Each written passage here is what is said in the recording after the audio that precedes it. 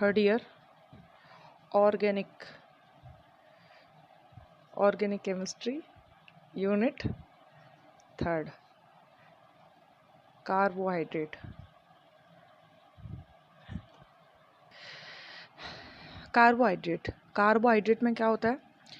Carbon के साथ साथ हाइड्रोजन और ऑक्सीजन। प्रारंभ में क्या था?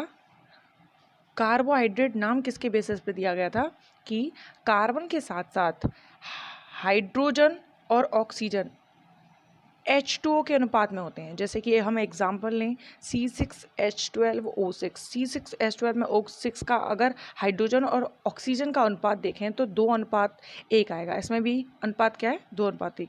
तो इसी बेसिस पे नाम दिया गया था कार्बन के साथ हाइड्रोजन के अनुपात में जो हाइड्रोजन ऑक्सीजन जल के अनुपात में जो हाइड्रोजन ऑक्सीजन जुड़े हुए हैं, इसीलिए इन्हें कार्बोहाइड्रेट कहा गया। ये प्रारंभ की बात थी, लेकिन आगे चलकर ऐसा भी हुआ जिसमें हाइड्रोजन और ऑक्सीजन का अनुपात जल के बराबर नहीं था। कुछ ऐसे भी कार्बोहाइड्रेट्स हैं, जैसे कि अगर हम देखें तो डीऑक्सी राइबोज। अगर हम इसकी बात करें, इसका सूत्र होता है C5H10O4। जो इसका सूत्र होता है, इसमें हम देखेंगे ऑक्सीजन हाइड्रोजन का अनुपात 2:1, मतलब जल के अनुपात के बराबर नहीं है। फिर भी ये कार्बोहाइड्रेट है। लेकिन पहले के बेसिस पर कार्बोहाइड्रेट किस आधार पर नाम दिया गया था कि कार्बन के साथ साथ जो हाइड्रोजन ऑक्सीजन जुड़े हुए हैं उनमें हाइड्रोजन ऑक्सीजन का अनुपात जल के अनुपात के बराबर 2:1 होता है। कुछ ऐसे भी यौगिक प्राप्त हुए जिनमें हाइड्रोजन और ऑक्सीजन का अनुपात जल के अनुपात के बराबर था, लेकिन फिर भी वो कार्बोहाइड्रेट नहीं थे। ऐसे भी हैं, जैसे कि एग्जाम्पल लें CH2O। इसको हम क्या कह सकते हैं? C∩OH, formaldehyde. ये फॉर्मेल्डिहाइड है। हम इसमें देखें तो इसमें हाइड्रोजन ऑक्सीजन के अनुपात क्या है? 2:1, लेकिन ये कार्बोहाइड्रेट नहीं है। इसके अलावा एक एग्जाम्पल और लें C2H4O2। इसमें भी इसी तरह। तो कार्बोहाइड्रेट प्रारंभ में बताया गया था हाइड्रेट में हाइड्रोजन और ऑक्सीजन का अनुपात 2:1 जल के बराबर होता है। लेकिन बाद में कुछ ऐसे यौगिक प्राप्त किए गए जिनमें जो कार्बोहाइड्रेट तो थे, लेकिन जल के अनुपात उसमें हाइड्रोजन ऑक्सीजन का अनुपात नहीं था। लेकिन कुछ यौगिक ऐसे भी होते हैं जिनमें जल के अनुपात के बराबर हाइड्रोजन ऑक्सीजन होते हैं, लेकिन वो कार्बोहाइड्रेट नहीं होते हैं। तो अब कार्बोहाइड्रेट की परिभाषा क्या बनेगी? कार्बोहाइड्रेट की परिभाषा फिर सारे कंक्लूजन के आधार पर ये दी गई कि जो यौगिक या तो स्वयं पॉलीहाइड्रोक्सी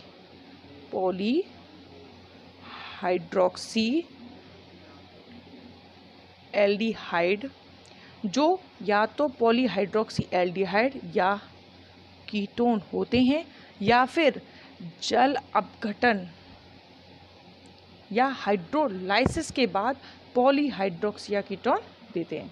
क्या है?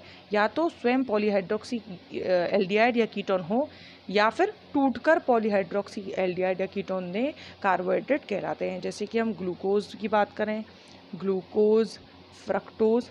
ये ग्लूकोज क्या होता है? ग्लूकोज में पॉलीहाइड्रोक्सी मतलब काफ़ी सारे OH होते हैं और उनके साथ एक एल्डिहाइड, काफ़ी सारे OH उनके साथ एक कीटोन। तो हम ग्लूकोज की जब स्ट्रक्चर देखते हैं तो उसमें काफ़ी सारे पॉलीहाइड्रोक्सी के साथ साथ एल्डिहाइड होता है, जबकि फ्रक्टोज में क्या होता है? कीटोन होता है। तो जो ग्लूकोज फ्रक्टोज होते हैं वो स्वयं पॉलीहाइड्रोक्सी होते हैं, इनको टूटने की ज़रूरत नहीं होती है। लेकिन अगर हम एक सुक्रोज लें, ये सुक्रोज पॉलीहाइड्रोक्सी एल्डिहाइड कीटोन होते नहीं है। क्या कब ये टूटते हैं? मतलब जल अपघटित होते हैं, हाइड्रोलाइसिस होता है, और हाइड्रोलाइसिस के बाद क्या देते हैं? Polyhydroxy ketone. तो या तो पहले से पॉलीहाइड्रोक्सी एल्डिहाइड हो, या एल्डिहाइड या कीटोन हो, या टूटकर पॉलीहाइड्रोक्सी एल्डिहाइड या पॉलीहाइड्रोक्सी कीटोन दे, वो क्या कहलाएंगे? कार्बोहाइड्रेट कहलाएंगे। अब हम पढ़ते हैं क्लासिफिकेशन किसका? कार्बोहाइड्रेट का। कार्बोहाइड्रेट की क्लासिफिकेशन की बात करें तो कार्बोहाइड्रेट को स्वाद के आधार पर 2 भागों में बांटा गया है, शर्करा और अशर्करा। टेस्ट के आधार पर शर्करा क्या होती है? अगर हम शर्करा के कैरेक्टरिस्टिक्स देखें तो शर्करा क्या होती है? अगर हम शर्करा की बात करें तो शर्करा हमने टेस्ट के अकॉर्डिंग डिवाइडेशन किया था, तो उसमें क्या होगा? अगर जो कार्बोहाइड्रेट या तो कैसी हो, वाइट कलर की हो, सफ़ेद हो, क्रिस्टलाइड हो, क्रिस्टलीय हो, पानी में सॉल्यूबल हो, घुलनशील सॉल्यूबल हो, और टेस्ट में कैसी हो? मीठा, शर्करा के जैसे मीठा, तो ऐसे क्या होते हैं? शर्करा कहलाते हैं। इन्हें फिर से 2 भागों में बांटा गया है। 2 भागों में कौन कौन से? मोनोसैकेराइड, शर्करा को सैकेराइड बोलेंगे, मोनोसैकेराइड, डाइसैकेराइड,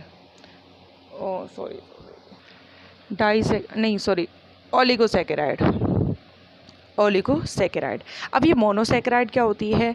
मोनोसैकेराइड वे शर्करा जो मैंने भी बताया था, या तो पॉलीहाइड्रोक्सी, पहले से ही पॉलीहाइड्रोक्सी एल्डिहाइड कीटोन या टूटकर, तो 2 कैटेगरी मिल गई। अगर पहले से ही पॉलीहाइड्रोक्सी या पॉलीहाइड्रोक्सी कीटोन हो तो वो होती है मोनोसैकेराइड। मोनोसैकेराइड इनमें क्या होती हैं? ये पहले से ही क्या होती हैं? पॉलीहाइड्रोक्सी एल्डिहाइड या पॉलीहाइड्रोक्सी कीटोन होती हैं। इनका जलक बटन नहीं हो सकता। अगर हम हाइड्रोलाइसिस करने की कोशिश करें, हाइड्रोलाइसिस नहीं होता है। अगर हम इसके नोमेनक्लेचर की बात करें तो इसके नाम के अंत में हम ओस जोड़ देते हैं, ओस जोड़ते हैं। जैसे यदि हम इसमें एल्डिहाइडिक समूह की बात करें, जैसे हम माने कि मोनोसैकेराइड में पॉलीहाइड्रोक्सी एल्डिहाइड हो, पॉलीहाइड्रोक्सी क्या हो? एल्डिहाइड, तो उसके नाम की बात करें तो क्या होगा? एल्डिहाइड की एल्डोस, तो उसको हम क्या बोल सकते हैं? एल्डोस भी बोल सकते हैं। इसमें अगर 6 कार्बन परमाणु हो, पॉलीहाइड्रोक्सी एल्डिहाइड जिसे हम एल्डोस बोल रहे हैं, उसमें अगर 6 हो तो क्या बोल जाएंगे? Aldo hexose. इसी तरह इसका नोमेनक्लेचर करते हैं। अब हम कीटोन की बात करें तो कीटोन के लिए क्या नाम हो जाएगा? कीटोस। अगर 5 कार्बन वाला कीटोस हो तो उसका नाम क्या हो जाएगा? कीटोपेंटोस। इस तरह से हम कुछ मोनोसैकेराइड्स का नोमेनक्लेचर करते हैं। तो आगे भी चैप्टर में एल्डोस और कीटोस कई बार आएगा। तो एल्डोस और कीटोस से मतलब क्या है? पॉलीहाइड्रोक्सी एल्डिहाइड और पॉलीहाइड्रोक्सी कीटोन या फिर मोनोसैकेराइड से ही होता है। अगर हम ओलिगोसैकेराइड की बात करें तो ओलिगोसैकेराइड शब्द 2 शब्दों से मिलकर बना है, ओलिगोस प्लस सैकेराइड। ओलिगोस का मतलब होता है कुछ, और सैकेराइड का मतलब तो पता ही है, शर्करा। तो क्या होती हैं? कुछ। तो वे सैकेराइड जिनके जल अपघटन से, हमें इसका जल अपघटन हो सकता है, जिनके जल अपघटन से क्या प्राप्त होती हैं? मोनोसैकेराइड। क्या प्राप्त होंगी? कुछ लग रहा है तो कुछ मोनोसैकेराइड प्राप्त होती हैं, कुछ मोनोसैकेराइड इकाइयाँ प्राप्त होती हैं, तो उन्हें क्या कहते हैं? ओलिगोसैकेराइड कहते हैं। इसके जल अपघटन से प्राप्त मोनोसैकेराइड इकाइयों की संख्या के आधार पर फिर इन्हें 2 भागों में बांटा है। कितने 2 भागों में बांटा गया है? अगर कुछ से मतलब है, एक पहला प्रकार ले लेते हैं ओलिगोसैकेराइड का, डाइसैकेराइड, और दूसरा है ट्राइसैकेराइड। अगर जल अपघटन से किसकी? ओलिगोसैकेराइड के जल अपघटन से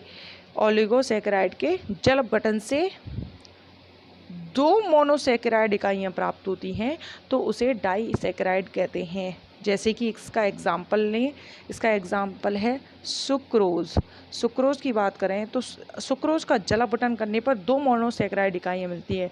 कौन कौन सी? Glucose plus fructose. तो ये क्या है? एक डाइसैकेराइड है। इसके अलावा लैक्टोज की बात करें, इसके जल अपघटन से ग्लूकोज और गैलेक्टोज 2 मोनोसैकेराइड इकाइयाँ प्राप्त होती हैं। तो ये डाइसैकेराइड के उदाहरण हो गए। ट्राइसैकेराइड क्या होंगे? वे शर्करा जिनके अपघटन से कितनी 3 मोनोसैकेराइड इकाइयाँ प्राप्त होती हैं। 3 मोनोसैकेराइड इकाई प्राप्त होंगी तो उन्हें क्या कह देंगे? ट्राइसैकेराइड कहेंगे। ट्राइसैकेराइड अगर इसका उदाहरण देखें तो सुक्रोज और लैक्टोज तो हो गए डाइसैकेराइड के। तो इसका एक उदाहरण हो सकता है, इसका उदाहरण होगा रेफिनोज के जल अपघटन से एक ग्लूकोज की, एक फ्रक्टोज की और एक गैलेक्टोज की इकाई प्राप्त होती है। इसी आधार पर ट्राई, टेट्रासैकेराइड काफ़ी सारे सैकेराइड हो सकते हैं। किसमें? सैकेराइड इकाइयों की संख्या के आधार पर। अभी हमने सिर्फ शर्करा की बात की। हमने अभी देखा था शर्करा में क्या थी? शर्करा के कैरेक्टरिस्टिक्स 2 भागों में बांटा, मोनोसैकेराइड और ओलिगोसैकेराइड। अब आता है अशर्करा। अब अशर्करा क्या होती है? अशर्करा, इसको हम पॉलीसैकेराइड भी कहते हैं और इसको हम बहुशर्करा भी कहते हैं। और अशर्करा, पॉलीसैकेराइड या बहुशर्करा के बारे में बात करें तो अशर्करा बिल्कुल अपोजिट होगी शर्करा के। शर्करा के हमने कैरेक्टरिस्टिक्स क्या देखे थे? कैसी सफ़ेद क्रिस्टलीय, पानी में घुलनशील। लेकिन अगर हम इसके बारे में बात करें तो ये ना क्रिस्टलीय नहीं होती, पानी में घुलनशील नहीं होती, मीठी नहीं होती है। ठीक है, तो इसके बिल्कुल अपोजिट हो गए। अगर हम इसके इसके बारे में बोलें तो पॉलीसैकेराइड या अशर्करा को पॉलीसैकेराइड या बहुशर्करा क्यों कहा गया है? क्योंकि अगर हम इनका जलापटन करवाते हैं, अगर हम इसका हाइड्रोलाइसिस करवाते हैं तो हाइड्रोलाइसिस करवाने पर काफ़ी अधिक बहुत अधिक मोनोसैकेराइड इकाइयाँ प्राप्त होती हैं। इसलिए हम इसे क्या कहते हैं? पॉलीसैकेराइड। अगर एग्जाम्पल की बात करें तो सेल्यूलोज, स्टार्च, ये हो गए इसके एग्जाम्पल। अब हम एक नया टॉपिक लेते हैं, मोनोसैकेराइड। थोड़ा डिटेल में लेते हैं। मोनोसैकेराइड क्या है? मोनोसैकेराइड में अब हम इसके थोड़े एल्डोज और कीटोज के बारे में पढ़ेंगे। मोनोसैकेराइड में उपस्थित कार्बोनिल समूह की प्रकृति के आधार पर, किसकी? कार्बोनिल ग्रुप की नेचर के आधार पर। कार्बोनिल ग्रुप कौन कौन से हो सकते हैं कार्बोहाइड्रेट में? मोनोसैकेराइड में 2 हो सकते हैं। एल्डिहाइड हो तो उसको क्या कहेंगे? एल्डोस। दूसरा कि उसमें कीटोन हो तो क्या बोलेंगे? कीटोस। एल्डिहाइड और कीटोन दोनों ही क्या हैं? कार्बोनिल ग्रुप हैं। तो मोनोसैकेराइड के 2 पार्ट लेंगे हम, एल्डोज और कीटोस। अब एल्डोज, अगर हम फर्स्ट एल्डोज की बात करें तो एल्डोज में क्या होती हैं? वे मोनोसैकेराइड इकाई है, तो वे मोनोसैकेराइड इकाइयाँ जिसमें कार्बोनिल ग्रुप क्या होगा? एल्डिहाइड हो। जिसमें कार्बोनिल ग्रुप क्या हो? एल्डिहाइड हो। कार्बोनिल ग्रुप एल्डिहाइड होगा। अर्थात जो मैंने पहले ही बताया था, एल्डोज क्या है? एक पॉलीहाइड्रोक्सी क्या है? एल्डिहाइड है। ठीक है, तो क्या होगा? अर्थात जो पॉलीहाइड्रोक्सी एल्डिहाइड होंगे वो क्या कहेंगे? एल्डोज। अगर हम कीटोज की बात करें तो जिसमें वे मोनोसैकेराइड इकाई हैं जिसमें कार्बोनिल ग्रुप क्या हो? कीटोन हो या फिर जो पॉलीहाइड्रोक्सी कीटोन हो तो वो क्या कहलाएंगी? कीटोज कहलाएंगी। अगर हम एल्डोज का एक एग्जाम्पल लें तो एल्डोज के काफ़ी सारे एग्जाम्पल्स लिखे हैं। एग्जाम्पल किसके बेसिस पे होंगे? कार्बन की संख्या के आधार पर। कार्बन की संख्या अगर 4 हो तो क्या बोलेंगे? ट्राई। तो ट्राई से क्या बनेगा? ट्राइओस। 5 हो तो पेंटोस। 6 हो तो हेक्सोज। ठीक है, अगर इसी के आधार पर कीटोन की बात करें लेकिन इसमें सभी में एल्डोट्राइओस, एल्डोपेंटोस, क्योंकि एल्डोज है। ठीक है, ओस लगा हुआ है, ओस ट्राई संख्या के पीछे ओस लगाया है, लेकिन क्या है? एल्डोस हैं। दूसरी अगर बात करें हम कीटोज के एग्जाम्पल की, तो कीटोज के एग्जाम्पल्स में हम देखेंगे, कीटोज के एग्जाम्पल्स में देखेंगे अगर 3 हो तो क्या कह सकते हैं, हमने ट्रायोस, अच्छा 3 के लिए हो गया है, वो टेट्रोस हो जाएगा। अगर 3 हो तो क्या आ जाएगा, कीटो ट्रायोस। 4 हो तो कीटो पेंटोस। 5 हो तो 4 हो तो कीटो टेट्रोस। 5 हो तो कीटो पेंटोस। 6 हो तो कीटो हेक्सोज। 6 5 4 3, ठीक है। इस तरह से एल्डोस और कीटोस पॉलीहाइड्रोक्सी एल्डिहाइड और पॉलीहाइड्रोक्सी कीटोन ही होते हैं। एल्डोस में कार्बन, ये मोनोसेक्राइड है जिसमें कार्बोनिल ग्रुप एल्डिहाइड होता है, जबकि कीटोस में कार्बोनिल ग्रुप कीटोन होते हैं। ये उसके एग्जाम्पल्स हो गए। अब हम जो ज़्यादातर पढ़ते हैं ग्लूकोज, कार्बोहाइड्रेट में हम ग्लूकोज और फ्रक्टोज के बारे में जानते। अब ग्लूकोज और फ्रक्टोज की इंट्रोडक्शन के बारे में बात करें तो क्या होती है, ग्लूकोज को हम ग्रेप सैकराइड भी, मतलब अंगूर शर्करा भी कहते हैं। अंगूर शर्करा, इसे हम रक्त शर्करा भी कहते हैं। क्योंकि ये मनुष्य के रक्त में भी पाया जाता है, इसके अलावा पके हुए अंगूरों में होता है, इसलिए हम इसे के अंगूर और रक्त शर्करा भी कहते हैं। अगर हम इसके प्रयोगशाला में फॉर्मेशन की बात करें तो ये किससे बनता है, C12H22O11।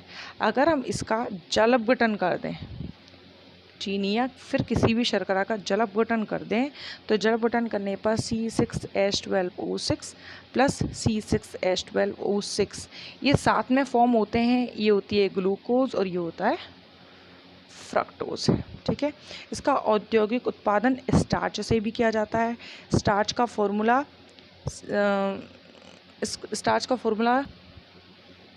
C6H10O5 होल N संख्या है। इसमें NH2 का मतलब जल अपघटन है जिसमें जल के N अणु हैं, तो इससे जो ग्लूकोज बनेगा उसकी संख्या N ही होगी। इसे 120 डिग्री सेल्सियस ताप पर हाई प्रेशर पर तनु H2SO4 की उपस्थिति में किया जाता है, ठीक है। अब हम ग्लूकोज के मुख्य गुणों के बारे में बात करते हैं। ग्लूकोज के मुख्य गुणों में फर्स्ट गुण होता है, पहला अभी हम पढ़ते आ रहे थे, एल्डो। अगर ग्लूकोज है, ग्लूकोज में पहले से ही हम जानते हैं कि उसमें कौन सा ग्रुप होता है, एल्डिहाइड। अगर हम फ्रक्टोज की बात करें तो उसमें कौन सा ग्रुप होता है, कीटोन। तो हम अभी ग्लूकोज की बात कर रहे हैं, तो ग्लूकोज में एल्डिहाइड है तो एल्डोस होगा, लेकिन ग्लूकोज में 6 कार्बन होते हैं तो इसीलिए एल्डोहेक्सोज 6 कार्बन होते हैं, इसलिए हेक्सोज हम उसके नॉमेनक्लेचर में लगाते हैं।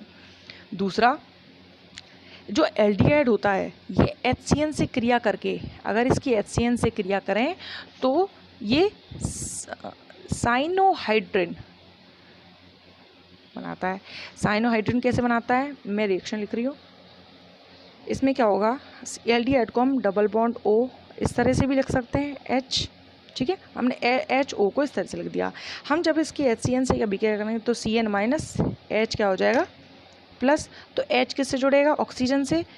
इस बॉन्ड को तोड़ो, बॉन्ड के इलेक्ट्रॉन इस पे माइनस और इस पे क्या आएगा, प्लस। तो इसका प्लस वाला पार्ट माइनस से, तो क्या हो जाएगा COH, ये CH है, नहीं H S तो उस पे है, और यहाँ पर क्या जुड़ जाएगा CN। तो क्या बन गया, अब ये पूरी चेन CHOH 4 CH2OH, तो क्या हो गया, ये है साइनोहाइड्रिन। तो अगर इसमें एल्डिहाइड नहीं होता तो साइनोहाइड्रिन बनता, तो इसका ये कैरेक्टर हो गया। इसके बाद अगर हम नेक्स्ट कैरेक्टर तीसरे की बात करें, तो अगर हम इसका अपचयन कराएं, रिडक्शन कराएं, तो ये अपचय होकर क्या देते हैं, नॉर्मल हेक्सेन देते हैं। कैसे, इसमें देखो, ये हमने लिख दिया ग्लूकोज में एल्डिहाइड समूह है, एल्डिहाइड, अगर हम अल्कोहल का ऑक्सीकरण करते हैं तो एल्डिहाइड बनता है, और एल्डिहाइड का हम जब अपचयन करते हैं तो अल्कोहल बन जाता है। तो क्या हो जाएगा, CH2OH, CH2OH, CHOH का होल 4 और क्या बनेगा, CH2OH। ठीक है, ये बन गया।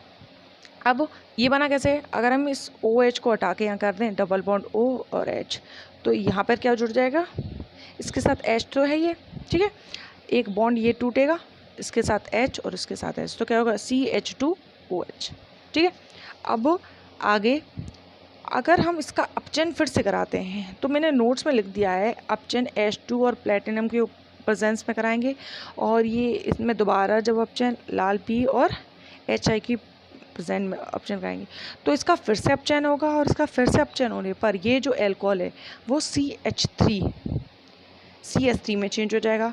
जब ये अल्कोहल चेंज हो रहा है तो ये भी अल्कोहल चेंज होगा, तो ये अल्कोहल भी ऐसा थोड़ा ना कि स्पेशलाइज कर दिया कि इस कार्बन का OH ही चेंज होगा, नहीं, इसके साथ ये अल्कोहल भी चेंज होगा, तो ये दोनों अल्कोहल चेंज होकर ये क्या बन जाएगी, CH2,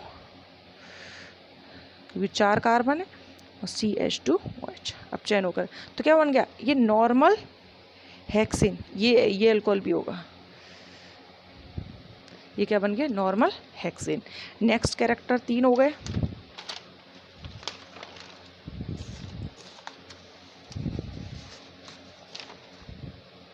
नेक्स्ट है, अगर हम इसका ऑक्सीकरण कराएं तो क्या पड़ा था, CHOCHOH का होल 4 CH2OH। अगर हम इसका ऑक्सीडेशन कराते हैं तो एल्डिहाइड का ऑक्सीकरण करने पर ये किस में बदलेगा, कार्बोक्सिलिक अम्ल में, तो ये किस में बदल गया, कार्बोक्सिलिक अम्ल।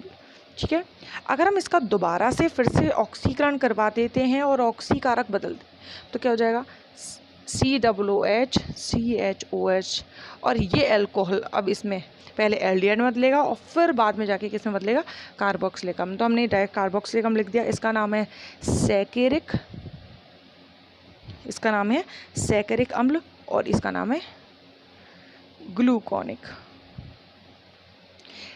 नेक्स्ट कैरेक्टर कितने हो गए, 4 हो गए। पांचवा, अगर हम पांचवे की बात करें तो पांचवे में क्या होगा, CHOH का होल 4।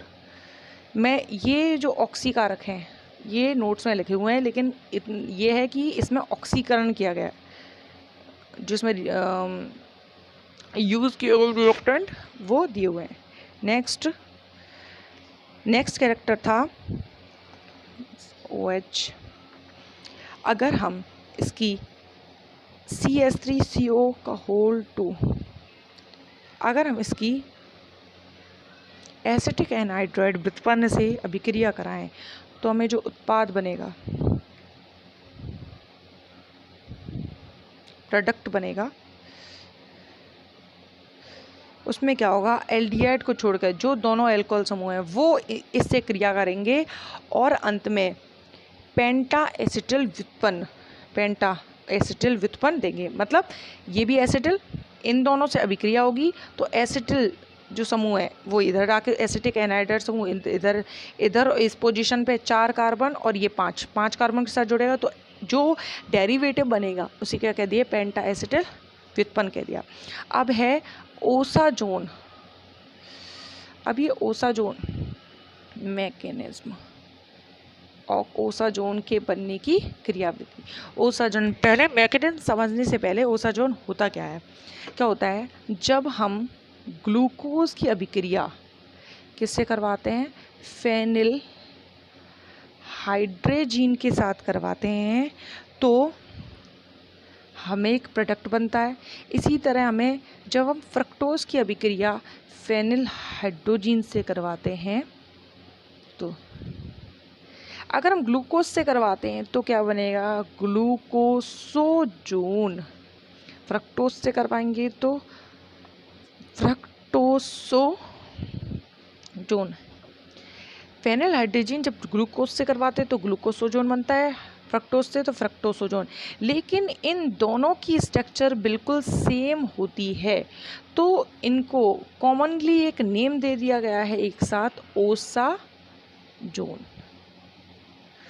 चाहे ग्लूकोज से बने चाहे फ्रक्टोज से बने, वो दोनों ही ओसाजोन कहलाएंगे। तो ओसाजोन, जब हम ग्लूकोज की अभिक्रिया फेनिल हाइड्रोजन से फ्रक्टोज के ओसाजोन बनता है। अब ओसाजोन बनता कैसे है, उसकी मैकेनिज्म मैं लिख रही हूँ CHOH, ये मैंने पहले से नोट डाउन कर ली। अब इसमें क्या होगा, देखो जब हमने फेनिल हाइड्रोजन, ये है फेनिल C6H5 फेनिल हाइड्रोजन, जब हमने फेनिल हाइड्रोजन के अभिक्रिया ग्लूकोज से कराई तो यहाँ से O और यहाँ से H2, क्या निकल गया, H2O निकल गया, ये ग्रुप इसके साथ जुड़ गया। ठीक है, नेक्स्ट फिर से हम एक और फेनिल हाइड्रोजन लेंगे, उसकी अभिक्रिया करेंगे। जैसे ही फेनिल हाइड्रोजन लिया तो क्या होगा, यहाँ से NH2, या आप इस वाले या फिर इस वाले किसी भी हाइड्रोजन को मान लो, एक H को लेके निकलेगा NH3, दूसरा C6H5NH आएगा। अगर हमने इस बार इसको माना है तो इसको मान लो, क्या निकल जाएगा, C6H5NH है तो NH2, C6H5NH2 निकल गया। अब क्या होगा, जब इनके दो बॉन्ड टूटे हैं तो इसके बीच में क्या बन जाएगा, डबल बॉन्ड, तो डबल बॉन्ड बन गया, ये समूह किसमें बदल गया, C डबल बॉन्ड O। हम फिर से क्या लेंगे, C6H5NH NH2 फेनिल हाइड्रोजन लेंगे और क्या होगा, यहाँ से O, यहाँ से H2 और यहाँ से O, क्या निकला गया, H2O, और ये ग्रुप इस जगह जाके अटैच हो जाएगा। तो इसे क्या कहते हैं, ये है ग्लूकोसोजोन या फिर ओसाजोन। फ्रक्टोज और ग्लूकोज में से जो ओसाजोन बनते हैं उनकी सेम स्ट्रक्चर होते हैं, तो उनको कॉमन नेम एक ओसाजोन दे दिया गया। लेकिन ये जो मैकेनिज्म है, उस मैकेनिज्म में ये क्रियाविधि रॉन्ग मानी गई है। क्यों, क्योंकि जो फेनिल हाइड्रोजन है वो क्या काम कर रहा है, यहाँ पे फेनिल हाइड्रोजन अल्कोहल को कीटोन में ऑक्सीकृत कर रहा है, लेकिन मेन इसका जो नेचर होता है वो अपचायक का होता है। अपचायक होते हुए ऑक्सीकारक का काम कैसे कर सकता है, तो ये मैकेनिज्म क्या मानिए, रॉन्ग। फिर दोबारा इसकी एक मैकेनिज्म है, वो मैकेनिज्म क्या है,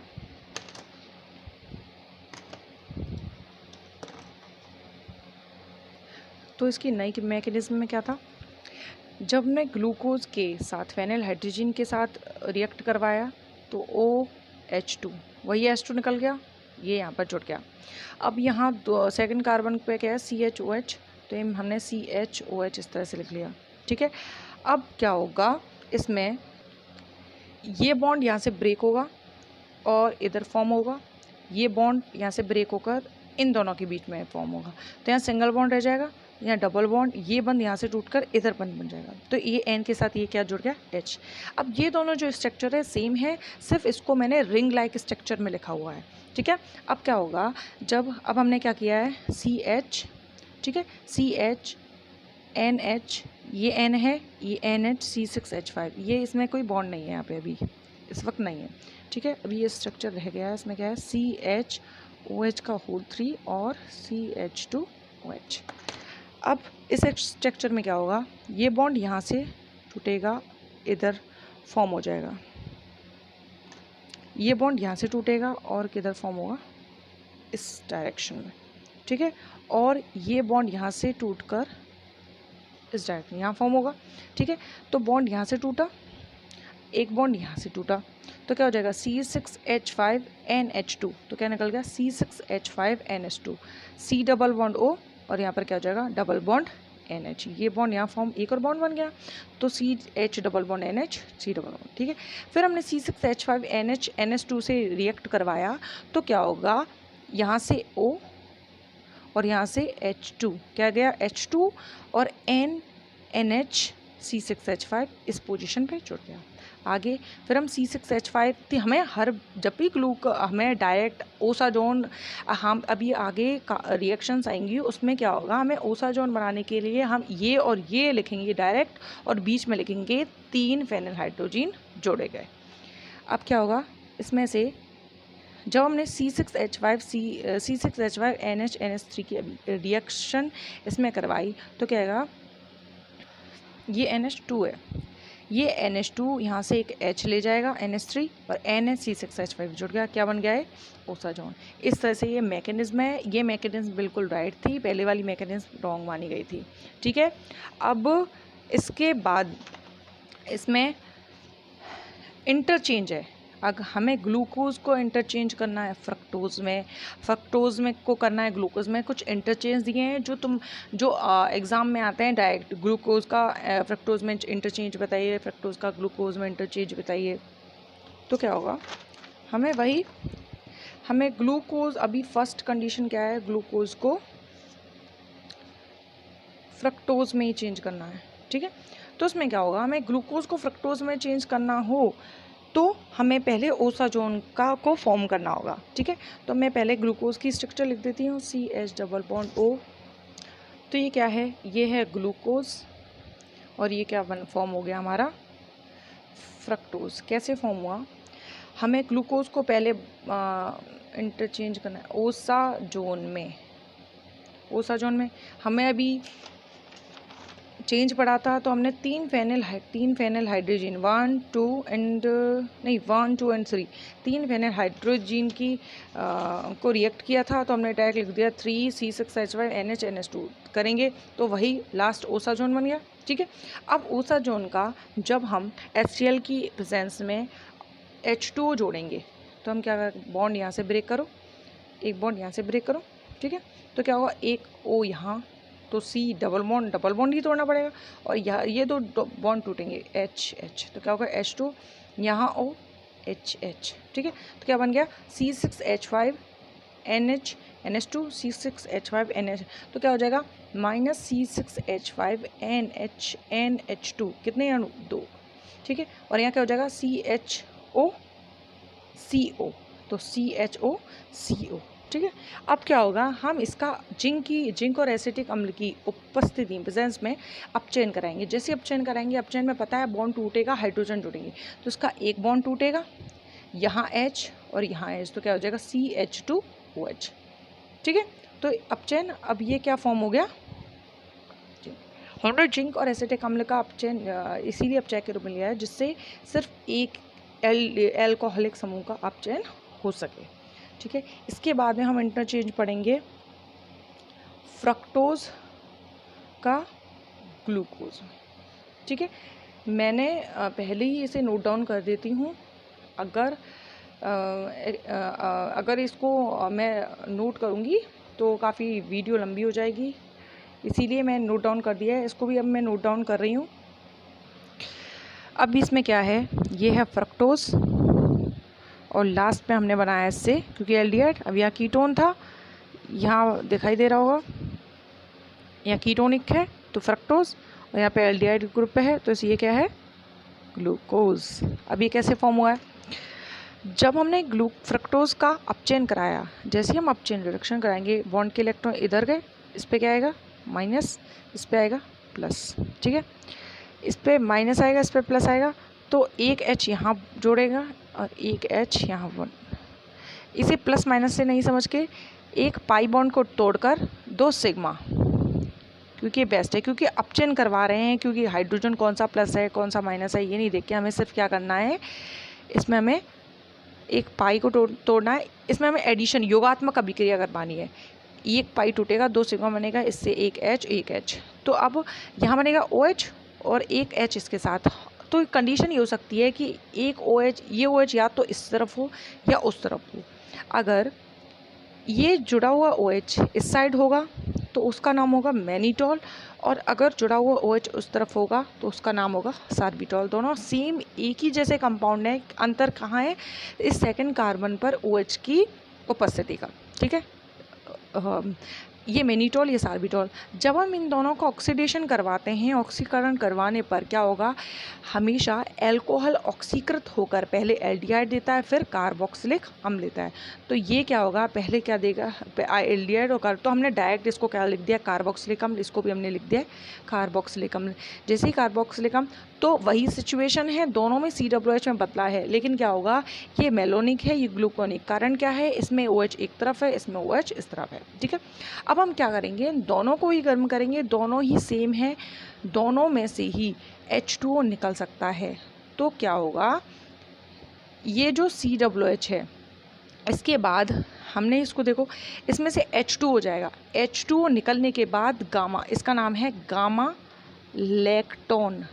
गामा इलेक्ट्रॉन का मतलब है गामा पोजीशन पे से निष्कासन।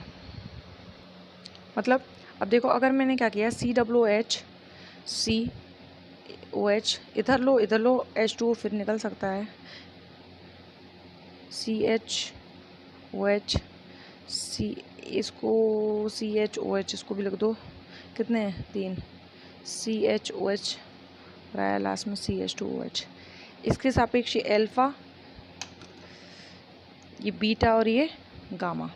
अब इस पे से क्या होगा, इस पे से OH और इसमें से क्या निकलेगा H, क्या निकल जाएगा H2।